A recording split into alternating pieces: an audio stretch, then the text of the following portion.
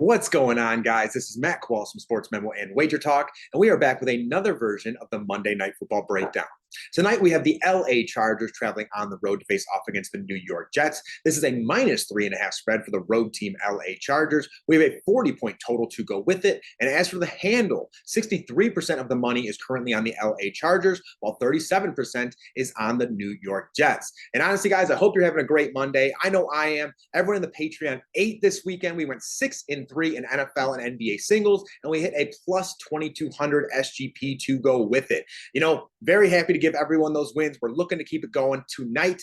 With that being said, follow me at moneyline Matt8. I am dropping picks and plays over on my Twitter almost every single day. We have the Detroit Sports Bettors YouTube. And like I said, we have the Patreon as well. So very happy that everyone ate over there. And with that being said, let's get it rolling with pick number one. If you're new to the video, we do one spread pick, one player prop, and one anytime touchdown scorer. I believe the last video went 1 and 2. Yeah, it did. We covered with that Pittsburgh Steelers one. Oh, yeah, that was the one where George Pickens could not get another foot down and had 10 yards to do so. Whatever, we are moving on. Pick number one is going to be the New York Jets at home, and we're going with the plus 3.5, and here is why. For one, when you take a look at this LA Chargers team, I do not think they are well coached. Brandon Staley is not a very good head coach. I think Robert Saleh is far better than him.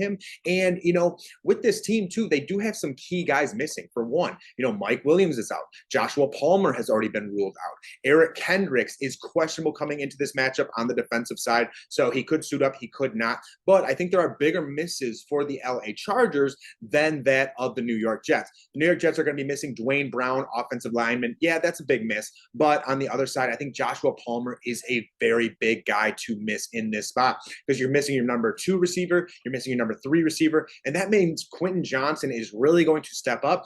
And I'm just not a big believer in his route tree at this point in time. He can run streaks. He can run stops. Maybe he can run an in now and then, but he's just not that crisp of a route runner right now. So because of that, I think a lot of focus is going to be on Keenan Allen, and you got Sauce on Keenan, so that might be a little tough there.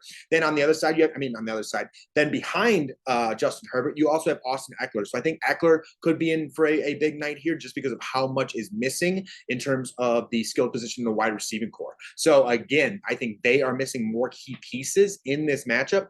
And then on top of that, this is also a Chargers team that has won once the entire season on the road, and that was against the Minnesota Vikings. They won by 4, so they tend to keep these games close. And the New York Jets are a team that can sneak up on people. This is the only team that won against the Philadelphia Eagles. They also beat the Buffalo Bills, and all of these games were at home. This Jets team is also on a win streak. They're protecting the ball well, and I get it. Anytime you bet the New York Jets, you're thinking about Zach Wilson. What is he going to do? How is he going to make me sweat this? And I'm not going to sit here and say you're not going to sweat this because that's just kind of how the Jets are. It's kind of how Zach Wilson is. But regardless of what occurs here, even if the Chargers go out on front, I think the back door is always going to be open.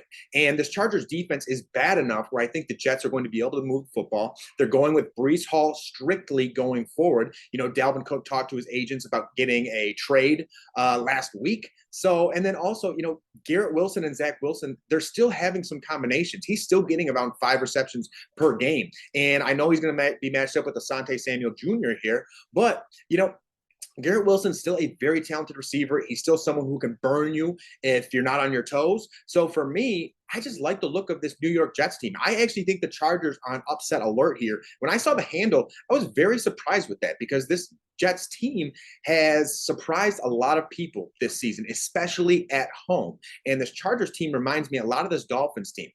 Dolphins get a lot of money because they're sexy. People love when you're throwing it downfield, Tyreek Hill, for those 60, 70, 80-yard touchdowns, whatever it may be. Yeah, that's sexy, and it gets you wins against bad teams sometimes, but I don't think that's where the money should be. So I'm going to be with the New York Jets here. I'm going to be with the Jets plus 3.5.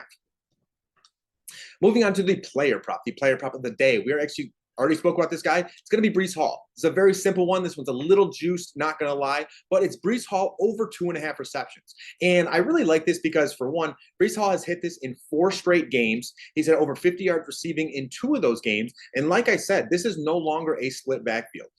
They basically said that they're taking the training wheels off Breece Hall since last year's injury, and you're seeing it. He's either really effective on the ground, really effective through the air, sometimes both. So for me, I'm looking at it through the air here because I do think there's going to be a lot of focus, like I was saying, on Garrett Wilson. And because of the focus on Garrett Wilson, I think they could have, they're going to have someone on the inside, outside, and then someone over the top. Or, I think they're going to really shadow him and double him. And because of that, I think Breece Hall is going to have some swing pass opportunities. I think they've been dialing up some screen passes for Breece Hall on top of that. So for me, I just really like the look of Breece here. I think he is the second best player, I would say, behind Garrett Wilson on that offense. And, those two guys are the ones that they have to get the ball to as much as possible. Those are the guys that they need to make plays. And like I said, this is a Chargers defense that is very susceptible. In 4 games this season, they've given up over 24 points. So again, play number 2, Breece Hall, over 2.5 receptions.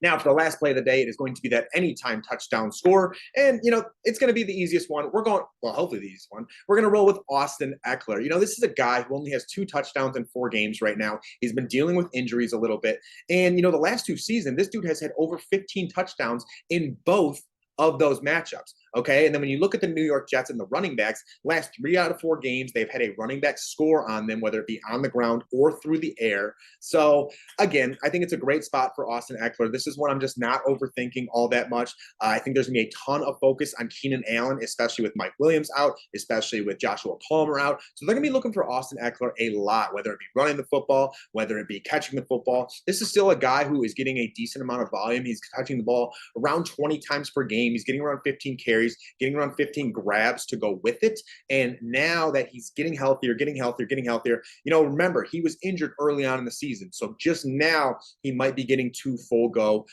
with Justin Herbert, stuff like that. And with Justin Herbert's thumb, there will not be any QB sneaks. So that's all going to be Austin Ekeler in that goal line. So again, more volume, more opportunity, and it's damn near even money, which is pretty rare for Austin Ekeler. So play number 3, Austin Ekeler, anytime touchdown. That's our 3 plays, everyone. Let's get it tonight. If you're not following me, once again, moneyline Matt 8 on Twitter, dropping picks and plays almost every single day. We got the Detroit Sports Bettors YouTube. Follow one, follow both, whatever you want. Greatly appreciate you guys. Let's get it tonight. Going over those picks one more time. New York Jets plus 3.5.